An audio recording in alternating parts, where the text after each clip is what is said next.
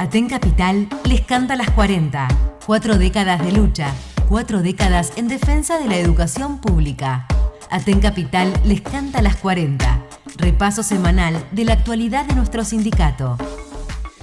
Hola a toda la audiencia, estamos nuevamente en un XL Les Canta las 40. Hoy un XL especial, particularmente enmarcado en el 4 de abril con el compañero Daniel Heredia, integrante de la directiva de Aten Capital, de esta nueva comisión directiva que continúa. El compañero estuvo en la anterior gestión. Hola Dani. ¿Cómo estás, Laura? Buen día y buen día a todos los compañeros y compañeras que nos están viendo en este XL. Bien, Dani. Contanos un poquito de vos antes de adentrarnos, digamos, al tema que vamos a desarrollar. Sos compañero, trabajás en la PET 7, tenés media licencia. Sí, bueno, en esta nueva conducción, obviamente hemos sido parte de lo que viene siendo conducción de Aten Capital. Soy trabajador de la EPET 7. Tengo mi cargo licenciado en el CEPEN 26, ahí tengo una TP de matemática.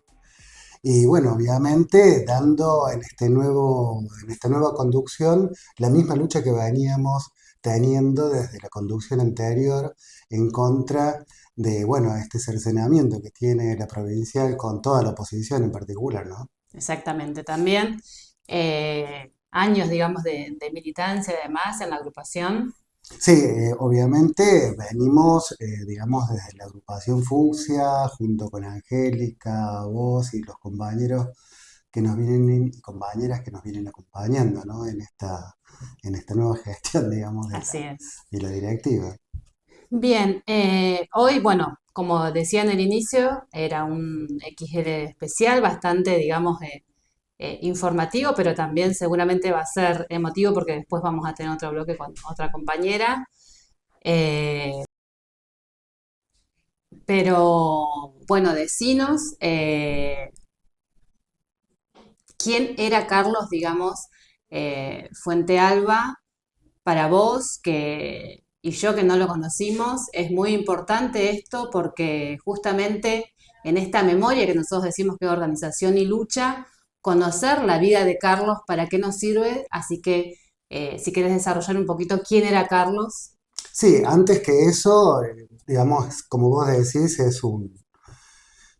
es un XL especial porque justamente la historia de Carlos es la historia del docente asesinado por la policía bajo las órdenes de Sovich, que era el gobernador de aquel momento, por el MPN, y que hoy sigue libre. Entonces nosotros decimos desde Capital y las seccionales opositoras que esto no ha terminado, que no hay una justicia completa sin que Sovich sea juzgado y encarcelado. En ese sentido, nosotros venimos desde hace rato, digamos, haciendo esa lucha y no vamos a bajar, digamos, las banderas de Carlos en defensa de la educación pública, digamos, que los compañeros y compañeras tengan un salario, digamos, que nos permita vivir dignamente. Es decir, no vamos a convertir su lucha en un espectáculo, ¿no? Básicamente. Y bueno, Carlos era un maestro, era un militante de que la clase trabajadora se organizara, ayudaba a construir sindicatos antiburocráticos, con democracia, en donde definamos por mediante asamblea que quienes seamos, digamos, los trabajadores, las trabajadoras. Eh, Él tenía tradición socialista, había militado un tiempo en el Viejo Más, que era un partido de izquierda. Eh, Carlos nace en Junín de los Andes en 1966, en el seno de una familia trabajadora de campo. Él vivía con su familia en la estancia de Cobunco, y en su niñez, bueno, se tenía que dirigir varios kilómetros para llegar a su primaria del pueblo. Eh, Después, en su adolescencia, se traslada a esta capital, se inscribe en una técnica, donde se recibe de técnico químico. Por ahí una anécdota de esos momentos es que justo junto a sus compañeros se organizan para conformar el centro de estudiantes para reclamar por los elementos que les hacía falta en laboratorio. Y después que se recibe, bueno, tiene varios trabajos. En los 80 entra a trabajar en el sindicato de la construcción, que fue el primer sindicato que le gana, digamos, mediante elecciones a la burocracia de la UOCRA, el sindicato, ¿no? Fue un triunfo aplastante de la lista naranja, que en aquel momento, digamos, la burocracia era Farías, y la lista antiburocrática de la lista naranja la hacía Alcides Christiansen. Él, junto a sus compañeros, iba de obra en obra con una alcancía, buscando, digamos, recolectando, eh, pidiendo, digamos, la colaboración, porque, claro, la burocracia, haber perdido, digamos, la seccional, porque era toda la seccional de la provincial, les cortó los víveres, o sea, no les depositaba, digamos, lo que le descontaba a los compañeros trabajadores. Entonces, ellos tenían que ir recolectando, digamos, la cuota sindical. Eh, Después de eso, bueno, trabajó en la fruta, allí fue delegado sindical, fue empleado de comercio. Es decir, bueno, Carlos siempre buscaba que los trabajadores se organizaran para pelear por sus derechos. Así era Carlos. Fue papá, digamos, de dos hijas. Y como decía antes, aunque nació un 14 de septiembre, nosotros nunca lo vamos a simbolizar a Carlos como una mariposa. Siempre lo vamos a destacar como un militante revolucionario que era. Así es, o sea, con lo que desarrollás claramente se ve un Carlos comprometido en cada lugar de trabajo e incluso hasta siendo estudiante comprometido Claro, sí, con su cotidianidad, digamos, exactamente. ¿no? Sí, Carlos cuando se recibe, entre otras escuelas, trabaja en el CEPEN 69. Y bueno, trabajan varios turnos y en el turno vespertino en particular, bueno, digamos, sus estudiantes tenían su edad, que era muy duro, digamos, por el tema de que los estudiantes o tenían que elegir entre ir a trabajar o, digamos, terminar la escuela. Y en ese sentido, bueno, Carlos los motivaba, los incentivaba a que terminen los estudios. Él se ponía de ejemplo. Él les decía que venía del campo, que tenía una mamá que no había terminado con los estudios primarios y que si él había podido, digamos, salir adelante, todos podían salir adelante. Entonces él estaba comprometido con esa causa, digamos. Exactamente. Y ahora para seguir, ¿cómo describirías los hechos antes y después de aquel 2007 que en ese 2007 es donde nos arrebatan la vida de Carlos? En el 2007, a nivel nacional, estaba Néstor Kirchner en la presidencia y ese año la CETERA cierra un acuerdo salarial a la baja. Hubo más de 13 provincias que iniciaron las clases con conflictos. Una de ellas justamente era Neuquén, ¿no? Que luchaba de manera aislada junto con las otras porque CETERA se negaba, digamos, a convocar a la huelga general, al paro general. Eh, Acá, digamos, bueno, no es un dato menor el tema de decir que la paritaria que había cerrado CETERA, digamos, ponía el cargo testigo en 1.040 pesos, que estaba muy lejos de cubrir la canasta familiar de aquel momento. Acá en Neuquén, bueno, ya había ocurrido el año siguiente, en el 2006, lo de los cascos amarillos, que fue la zona liberada que hizo Sovich, en donde no intervino la policía, pero sí se avanzó y se golpeó a los docentes por parte de la patota, ¿no? Disfrazados de empleados de la UOCRA, que estaban bloqueando, digamos, la refinería de Plaza Winkle. Y bueno, en marzo del 2007, como todas las provincias, digamos, Neuquén empieza con un gran paro. Fue una lucha muy dura en esos momentos porque Sovich, digamos que hacía el estandarte de hacer mano dura, era candidato presidenciable por esos momentos, no aflojaba ninguna medida, digamos, que satisfaga, digamos, por ahí lo que se estaba pidiendo. En esos momentos hubo muchas asambleas en donde Carlos participaba, en las cuales, bueno, se debatía la propuesta que hacía el gobierno y se les rechazaba por insuficiente. Eh, y se votaba, digamos, seguir con el plan de lucha. Sovich se jugaba, digamos, al desgaste de la lucha, al cansancio, porque por otro lado, digamos, presionaba con el tema de contratar, con la contratación de suplentes y los interventones que había en las escuelas en los días de huelga. Entonces se vivía un clima muy tenso. Ese es el marco y bueno, y con la proximidad, digamos, de Semana Santa, es que las asambleas votan a hacer, digamos, el corte de ruta en el 4 de abril. Todo, digamos, se alinea para hacer ese corte de ruta. Cuando Sobi se entera, digamos, decreta la conciliación obligatoria, que rápidamente es rechazada por ATEN, porque aparte la conciliación vino muy sobre la hora del corte. Ese, ese miércoles 4 de abril, digamos, camino, digamos, a Arroyito, ya se veía, digamos, el gran operativo que estaba apostado, digamos, a lo largo de la Ruta 22, que estaban armados hasta los dientes, ¿no? Eh, Cuando se llega allá, obviamente, digamos, los docentes no pueden ni siquiera hacer el corte porque la policía rápidamente da la orden de desalojo y empieza a disparar gran cantidad de gases, tira bala de goma, digamos, intervienen, digamos, los carros hidrantes. Bueno, empieza la cacería de los docentes que se extiende por varios kilómetros hasta hasta la estación de servicio cercana que queda ahí.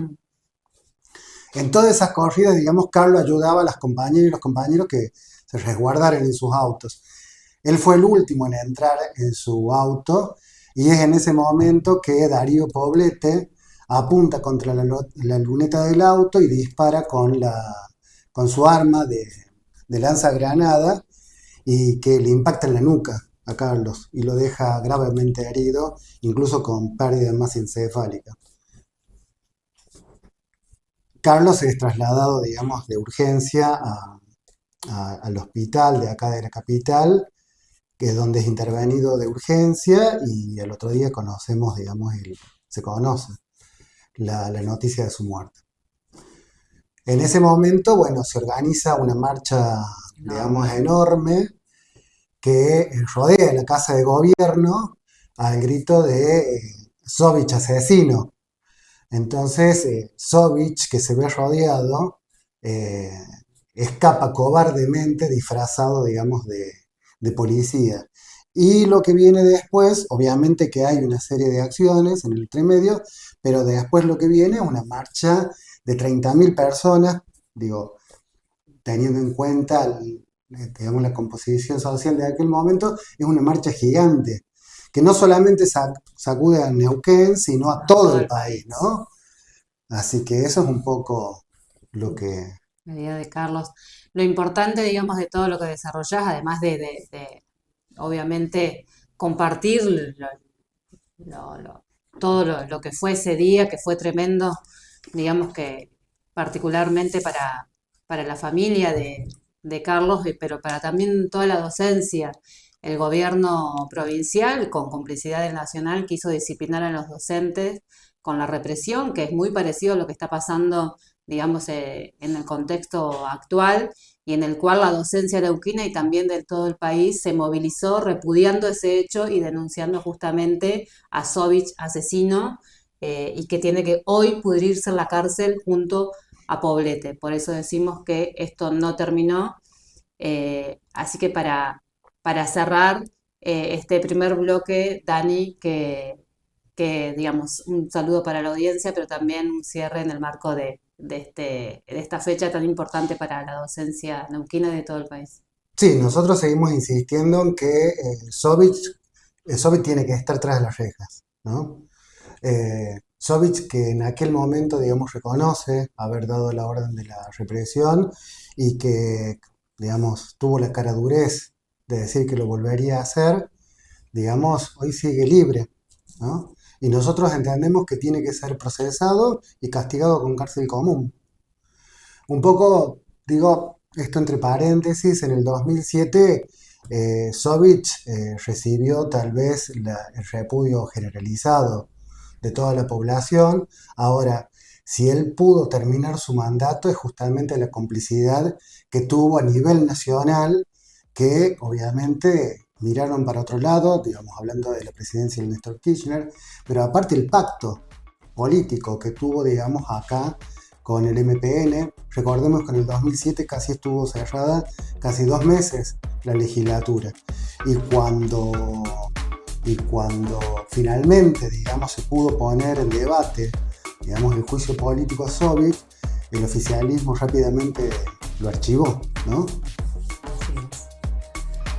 Bueno, nos quedamos en este primer bloque con un Carlos revolucionario de tradición socialista, en el cual era muy comprometido para cambiar justamente este mundo que no sea solamente para algunos, sino para la clase trabajadora, y que esa disputa que hay de la riqueza y del poder no sea para unos pocos como sucede hoy. Exactamente. Volvemos en un ratito en el segundo bloque con una compañera también que estuvo en el 2007, nos va a desarrollar algún aspecto también en el marco de este 4 de abril a 19 años del fusilamiento público de nuestro compañero Carlos.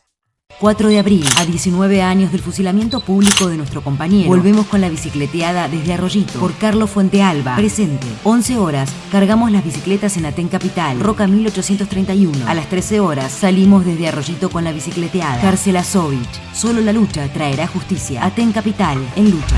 Hola nuevamente a toda la audiencia, continuamos en este XL Aten nos canta las 40, enmarcado en el 4 de abril, a 19 años del fusilamiento de nuestro compañero Carlos Fuentealba.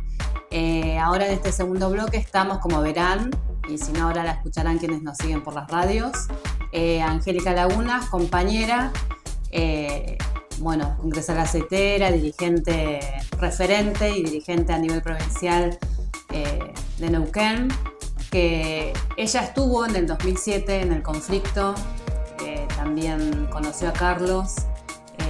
Queremos que aborde algunos aspectos de ese día, de ese conflicto, enmarcarlo también como lo hizo el compañero de la directiva Daniel Heredia en el primer bloque, qué sucedía en el contexto nacional, qué pasaba con la docencia a nivel país y obviamente local. Bueno, muy bien. Hola a todos los compañeros y compañeras, un saludo particular a toda la docencia de la provincia, porque estos días, digamos, previos a que llegue el 4 de abril, son días muy caros para la docencia, ¿verdad? Para quienes en ese conflicto participamos activamente, los que llevábamos adelante todas las acciones que definían las asambleas, son fechas caras, ¿no? A la memoria, caras a la escuela pública, y hay que analizar, digamos, el contexto que se daba, como vos decís. Veníamos de un contexto bastante complicado, con muchas provincias en lucha y con una acetera haciendo lo que hace siempre, mirando para otro lado y no organizando el plan de lucha que necesitábamos para que todas las provincias juntas peleemos contra los gobiernos, logremos el aumento de salarios y que eso traiga aparejado, digamos, que las luchas duren mucho menos, ¿verdad? Nada de eso ocurría, la acetera mirando para otro lado y digamos, llevando adelante acuerdos con los gobiernos, con el gobierno nacional en ese momento, con una paritaria absolutamente a la baja, donde los salarios, como ahora, estaban pulverizados. Pero además teníamos, digamos, una situación muy adversa en las escuelas, donde los auxiliares de servicio de planta tenían un salario y un trabajo, y los auxiliares de servicio que prestaban sus servicios por la ley 2128, porque eran desocupados, que cobraban algún plan, trabajaban la misma cantidad de horas que los de planta, el mismo trabajo, y cobraban 150 pesos en aquel momento. Eso era un gran debate en las cocinas y nosotros, los maestros y las maestras, éramos parte de ese debate porque claramente veíamos, digamos, la diferencia que había. Y también veíamos la importancia que tenía plantear que esos compañeros y compañeras cambien esa situación y que no solo reciban un aumento salarial, sino que pasen a planta. Y que no podía haber en una misma escuela, digamos, trabajadores de primera y trabajadores de segunda. Entonces, fue uno de los puntos fundamentales en nuestro pliego. La huelga del 2007, que nos costó la vida de Carlos Fuentealba, producto de tener un gobierno como el de Sovich, entregado absolutamente a las petroleras, pactando con todas las patronales y dejando, digamos, a los trabajadores y a las trabajadoras bajo la pata, pretendió, digamos, llevar adelante en aquel conflicto la política de instaurar el no diálogo, instaurar la desigualdad. Entonces, fue una pelea muy, muy importante, ¿verdad? Y un gobierno decidido a quebrar a la docencia, a asestarle un golpe muy grande y a derrotarla porque la docencia neuquina venía mostrándole al país entero cómo se debía pelear. Vos imaginate que veníamos de la antesala del 2006, los cascos amarillos, esa también fue Sovich. Preparó, no se animó a mandar a la policía, no se animó a mandar al cabo Poblete, mandó a la patota de la UOCRA, de los burócratas sindicales que le respondían. Bueno, eso también fue una antesala muy, muy cruda. Y la docencia venía peleando por sus derechos. Fue muy duro aquel día. Yo recuerdo que, en primer lugar, hay que decir que fuimos a cortar la ruta ahí en Semana Santa porque, digamos, hubo un debate muy importante. La conducción provincial pretendía llevarnos 7 días antes, porque había, además del fin de semana largo, no sé qué pasaba, no me recuerdo exactamente, 7 días antes nos querían llevar, digamos. Y el planteo en las asambleas fue muy claro. ¿A quién le vamos a cortar 7 días antes? Si el que va a pasar Semana Santa iba a ir en auto, los otros que tenían mucha guita se iban en avión, por lo tanto no les podías cortarle absolutamente nada. Y fue un debate de tal magnitud que la conducción provincial perdió las asambleas, particularmente la de Capital, y allí se impuso la posición que llevamos, me acuerdo, desde nuestra agrupación, la Fucsia, que planteábamos hacer cortes progresivos los días previos en el puente para anunciar que si no había respuestas en Semana Santa íbamos a cortar el circuito, digamos, turístico. Bueno, hubo de todo, ¿verdad? Antes declararon la conciliación obligatoria, un gremio absolutamente, digamos, aferrado a los mecanismos democráticos en ese momento. Las asambleas discutieron no aceptar la conciliación. El día que efectivamente nos encolumnábamos y nos enmarcábamos a ir a Rollito, ese día a las 5 de la mañana ya estábamos acá en Capital, en el local que nos robó la provincial. ¿Sí? En ese local hicimos la juntada de cientos y cientos de compañeros de Aten Capital que nos disponíamos a ir temprano a organizarnos para llevar adelante la acción sobre la ruta. Ya en ese momento se veía el accionar de la policía. Aten Capital en todas las esquinas estaba con patrulleros, con policía de todo tipo, o sea, todo un operativo que lo que intentaba era que el miedo nos gane y que no lleguemos al lugar. Subir a las traffic y digamos, poner en marcha lo que habían votado las asambleas, era importante porque nosotros siempre decimos que más allá de que ganemos o perdamos una posición, hay que llevarla adelante. Y la posición nuestra para Semana Santa era seguir con los cortes en el puente. Sin embargo, ganó la otra y había que garantizarla, porque ese es el juego de la democracia. No es que cuando gana mi posición la llevo adelante y cuando pierdo le hago pito catalán, que es lo que hace la conducción provincial. Bueno, efectivamente, el llegar a Rollito fue una odisea, porque en cada semáforo de la ruta 22 nos paraba un operativo policial con policías armados hasta los dientes, nos hacían bajar, nos pedían los documentos, o sea, todo un operativo para que no lleguemos. A pesar de todo eso, llegamos al lugar. Y cuando llegamos claramente allí, se visualizaba el peor de los operativos preparado por el responsable número 1 del fusilamiento de Carlos. Estaba jugado a quebrarnos. Por supuesto que el fusilamiento de Carlos fue un golpe tremendo para toda la docencia. Creo que aún hoy hay compañeras y compañeros que asisten a terapia para trabajar lo que significó eso. Vos imaginate que la imagen de tirarle a ese docente que iba en el auto, la imagen de los compañeros sacándolo del auto, la imagen de Carlos tirado en la ruta, convulsionando, y el carro hidrante tirándole agua encima. Todo eso fue un shock para toda la docencia. Bueno, eso es lo que hoy a 19 años nos permite decir, no hemos logrado todo lo que teníamos que lograr en materia de justicia. Es mentira que ya logramos todo.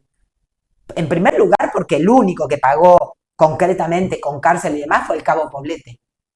Los otros, la cúpula, fueron sancionados hace poco tiempo, con medidas irrisorias, digamos, que no llegan a los 2 años, que por lo tanto no son, claro, no están en la cárcel, ni lo van a estar. O sea, no pagaron por las responsabilidades que tenían. Y menos pagó el responsable del fusilamiento público, que fue Sovich. Entonces, esto no terminó. La docencia neuquina y del país entero está planteando la necesidad de ir por más. Por eso, ni festival, ni nada que se le parezca. Acá la lucha tiene que estar enmarcada en cómo hacemos que se siente en el banquillo de los acusados el responsable número 1. Y en esto, para cerrar, digamos, quería contar una anécdota que cuento siempre. Carlos Fuentealba era, además de un compañero militante, no era un activista de primera línea en el sentido de poner la cara o de hablar en las asambleas, porque era más bien, en ese aspecto, digamos, era más callado, pero sí él tenía una participación, o sea, él iba al corte de ruta, él iba a las asambleas, en ese momento, digamos, era papá de mi escuela. Yo trabajaba con Sandra en la escuela que está al lado del Heller, en la escuela 298, y Carlos era papá, sus 2 hijas iban a nuestra escuela. Imagínate que el día previo nuestra escuela estaba muy organizada en la medida de fuerza, todo debatíamos, apenas salió el corte nos reunimos y discutíamos, bueno, cómo nos organizamos para ir, porque el corte había que instalarlo. Ir muy temprano era la clave para saber que lo íbamos a poder llevar adelante. Entonces, nuestra escuela, bueno, organizó grupos, ¿verdad? El grupo que iba temprano, ahí por supuesto que estaba yo con un grupo importante de compañeras, entre ellas estaba Sandra.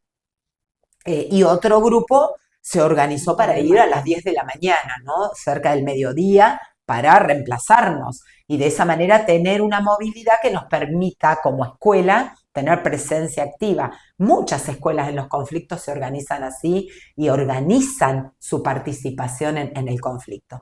Bueno, el día previo, digamos, a la acción en Arroyito, tipo 10:30 de la noche, 11 menos cuarto, suena el teléfono en mi casa. En ese momento se usaba mucho el teléfono fijo, ¿verdad? Suena el teléfono, Carlos, era Carlos. Y me llamaba para plantearme 2 cosas, ¿no? Él, en primer lugar, digamos, era un tipo muy respetuoso de los acuerdos de las asambleas, pero también de los acuerdos de las escuelas. Y claro, él llamaba ¿por qué? Porque en su hogar, luego de haber hecho el acuerdo en la escuela 298 de quiénes íbamos y demás, habían resuelto otra cosa con Sandra, ¿verdad? Y en vez de que vaya Sandra temprano, decidieron que vaya él. Entonces, ese cambio que había, bueno, él, por supuesto, me lo quería comunicar porque de alguna manera teníamos todos que saber por qué Sandra no iba a ir ese día en la mañana como habíamos organizado. Entonces llama, me dice, mirá, Angélica, bueno, nosotros viste que por las nenas, Sandra no va a ir, voy a ir yo temprano. Bueno, él comunicaba, ¿no? Esa decisión que cambiaba lo acordado ese día para llegar a Arroyito desde nuestra escuela. Y además, bueno, me pregunta, ¿no? Bueno, ¿cómo ves la cosa? Y intercambiábamos, que estaba difícil, ¿no? Estaba un gobierno muy duro, un gobierno muy cerrado, pero también una docencia dispuesta a ir por lo suyo. Y bueno, y que había que cuidarse y que nos organizáramos. Él iba en un auto con otro compañero, creo que en ese momento iba con Colin Grant, y además, bueno, le pedí que pudieran levantar a una compañera en la ruta, Roxana Campos, que iba a ir también a Arroyito, y ellos la llevaron. Bueno, ya llegar a Arroyito, yo siempre digo la última llamada de Carlos, ¿no? La última llamada telefónica, porque después, en una parada que hicimos en Cenillosa, hablábamos y estuvimos juntos y veíamos cómo venía todo y el operativo tremendo. Bueno, ya llegando allá y desatada la represión, fue muy duro. Estábamos en la estación de servicio, todos atrincherados con una policía que no paraba de disparar, incluso a la estación de servicio. Todo podría haber estallado por los aires. Y suena mi teléfono, atiendo y era Sandra. Sandra me dice: Angélica, estoy escuchando que hay un compañero herido, no dan el nombre, pero yo estoy llamando a Carlos y Carlos no me responde. Bueno, efectivamente Carlos no respondía porque era el compañero herido. Fue muy duro, ¿no? Llegar luego hasta acá, verificar en las imágenes a la noche lo que había sucedido y de lo que éramos, digamos, parte. Fue un golpe duro a la docencia, un golpe que intentó quebrarnos, no lo lograron.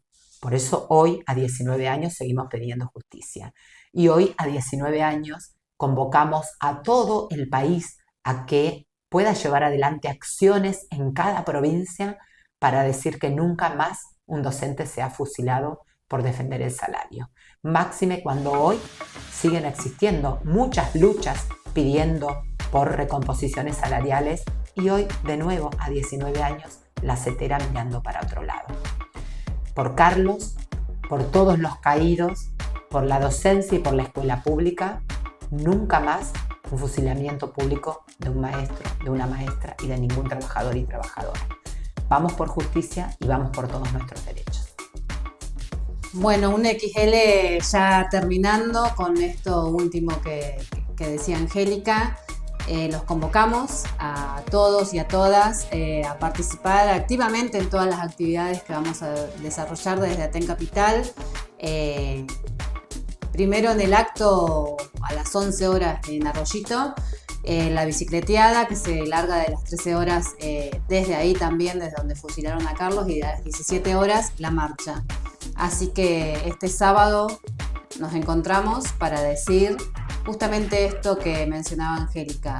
La docencia organizada nunca más va a permitir que nos arrebaten la vida de algún compañero o compañera. Así que nos vemos en el próximo XL.